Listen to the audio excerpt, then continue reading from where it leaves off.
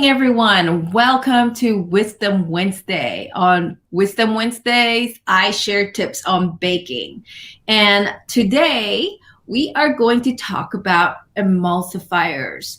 What are emulsifiers and how do we replace them if you wish to do so? Okay? So today's discussion is not to ask you to replace emulsifiers, but it's to give you an idea of why you have emulsifiers in your system. And if you don't like them, these are the things that you can do. All right. So welcome. I am live on LinkedIn. So if you want to ask me further questions on emulsifiers, go to LinkedIn right now, click on my profile and get into my live stream so that you can help me guide me through this particular live stream. Okay. All right. So what is an emulsifier? An emulsifier is a food ingredient that you use to help stabilize the air in water situation, right? So air and water, oil and water don't mix. Okay. Given a perfect day, they would try their best to separate. Okay, so any system that has air or oil in water, the natural way is for them to separate. The natural way is for the batter to lose the gas. The natural way is for the oil to separate out of the batter. Okay, so we need emulsifiers in these systems to make sure that they are cohesive and they gel together. Okay. So given that situation, most systems are not naturally stable. We have to stabilize it.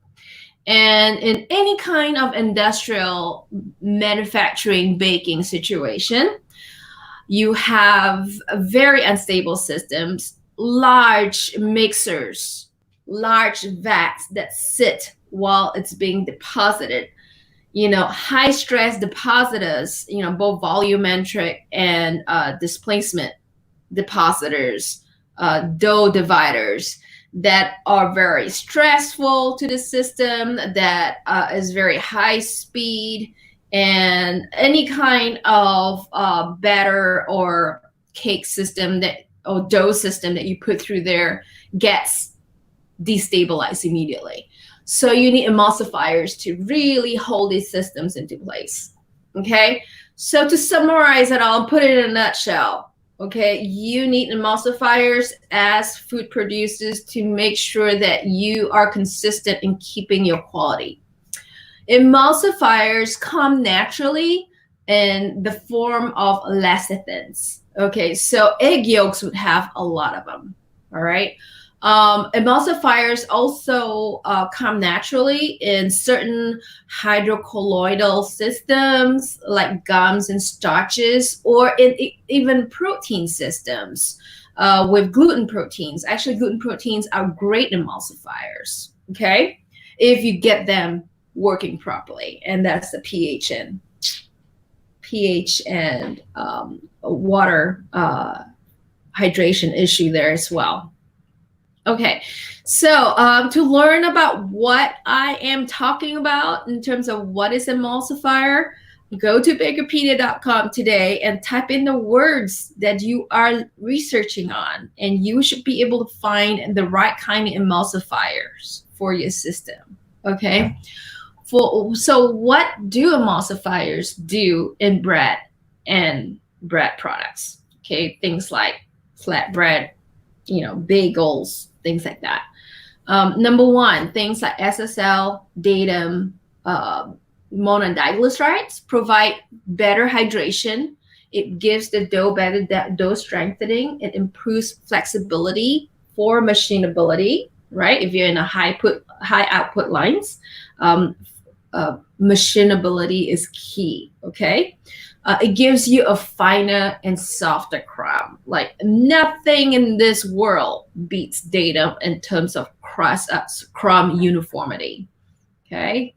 improve homogeneity in the crumb. So instead of small, big bubbles, huge bubbles, you get all small bubbles.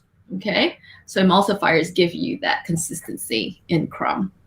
It has better resilience at the slicer because of the uniformity in the crumb. Okay, so when you use things like datum and mono and diglycerides, you actually slice better. It's more resilient. You get less crumbs at the slicer. Okay, last but not least, emulsifiers in bread products provides a longer shelf life because it interacts with the starch retrogradation system, and it prevents the starch from staling faster. That's the mechanism behind that. Okay, for cookies, what does emulsifiers do in cookies? All right, so when you are a cookie manufacturer, you go at really, really fast rates, right? So what that does is causes a lot of stress on the depositors. If you don't use emulsifiers, you're going to get quality issues, okay? So that's why emulsifiers give you better machinability. It will also, if you use the right emulsifier, you will get control cookie spread. Okay, so that your cookies don't spread too big and don't spread too small, and everything can fit into the same package that you intend it to be. Okay, cookie spread is the killer for quality. All right, so if you have an issue controlling a cookie spread, emulsifiers can help you control that. Cookies using emulsifiers become less crumbly, less friable. The same reasons why it slices better for bread. Okay, and with emulsifiers, it helps maintain your cookie texture over shelf life as well. It makes it soft, more resilient, and better eating quality all around. Okay, so for pastries, emulsifiers in the pastry shortening itself gives it better flexibility and machinability. Okay, if you are still using benchtop procedures for pastries, this is not a problem because benchtop procedures are not stressful. Machines are stressful. So if you're using reduction rolls, you're using machines that fold the dough over, those are the problematic parts of your procedure. Okay, you can't take a benchtop formula and scale it up and put it in a machine. It's not going to work. You have to put some emulsifiers in there to make it work through the machines. Okay. All right. One more thing. Emulsifiers prevent water migration. So if you're making frozen dough, that is really important. What happens when your water migrates in frozen dough? Can you guess? All right. You get soggy dough, and you get dough that does not result in a volume or even a crisp. Okay, so if you are processing frozen dough for specifically puff pastries, you need emulsifiers in there to keep things stable and to prevent water migration. Okay. Okay, so this is one of the most important function of emulsifiers in bakery goods is icing and frostings. It provides stability to temperature fluctuations. You're wondering where this is coming from. Okay, perhaps if you're new to this, if you're a new baker to channel distribution, you're like, I don't provide any type of temperature fluctuations. I keep it a consistent temperature in my store all the time.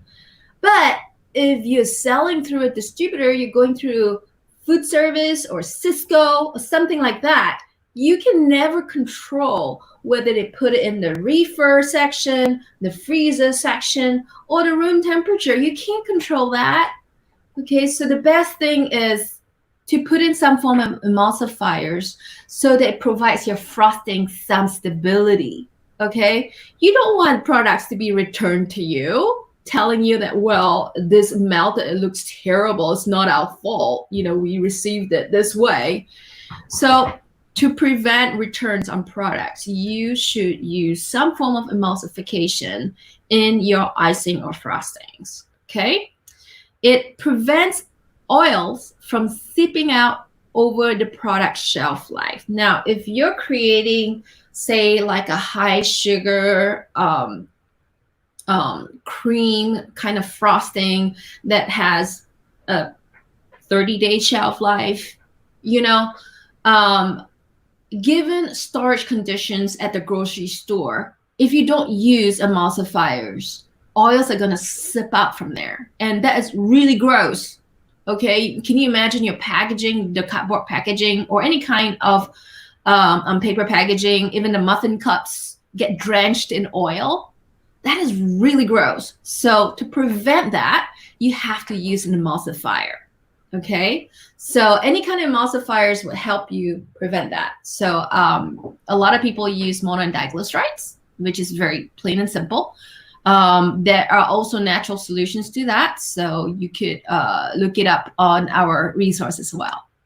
All right, and freeze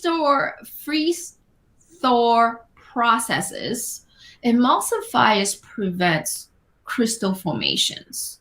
And also, if your sugar concentration is really high in that frosting, you know, when you bite into a frosting and you can feel the granularity in there, that's because of crystal formations. Okay, so emulsifiers pretty much stop the crystal growth. Okay, if you use an emulsifier, you would also be able to provide frosting with sharper designs. Okay, with sharper, better defined edges. Okay, so that's very helpful. And all around, emulsifiers give that frosting a better mouthfeel, less oily. You know how you hate it when you eat some frosting and it just like coats the entire mouth and it's like you can't get rid of that feeling? That's because that person, that baker, didn't use emulsifiers. And the wrong kind of oils also as well. All right, lastly, the main function of emulsifiers in cakes is to give you a better stability during processing of the batter, therefore providing a consistent specific gravity through the Oaks machine. Okay, tolerance to processing, that's what it provides you. Also, if you're having tunneling issue, if you're having big, small bubbles here and there, emulsifier is going to solve that. Okay, one of the most important emulsifiers for cake is PGMEs. Go look PGMEs up. A lot of people have an issue using PGMEs. Okay, but if you think about it, if you read what we share on the resource, it's really not all that bad. You know, it just sounds chemically, right? PGME sounds chemically, but then what isn't chemically? I mean, salt is chemically, sugar is chemically, oil, vinegar is chemically, right? So it's all a frame of mind and understanding science and where these products come from. All right. So if you are producing for natural stores or for stores that don't like datum, grocery chains that say mono and diglycerides out, you know, you have no choice. You have to find replacement for them. Okay. So because these people do not understand science as well as you do, they demand that you do not use anything that sounds chemically. All right. So if you put me in touch with them, let's talk science. Okay. But while that happens, I will help provide some solutions for you. Okay.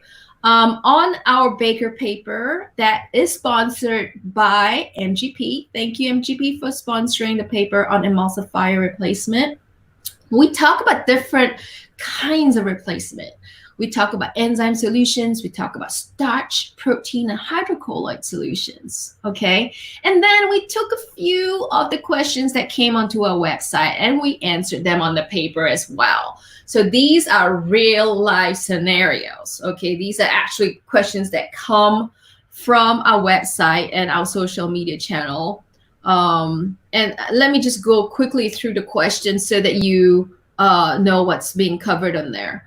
What is a suitable clean label emulsifier for my slow ferment pizza dough? Okay. How can I keep my flatbread from cracking?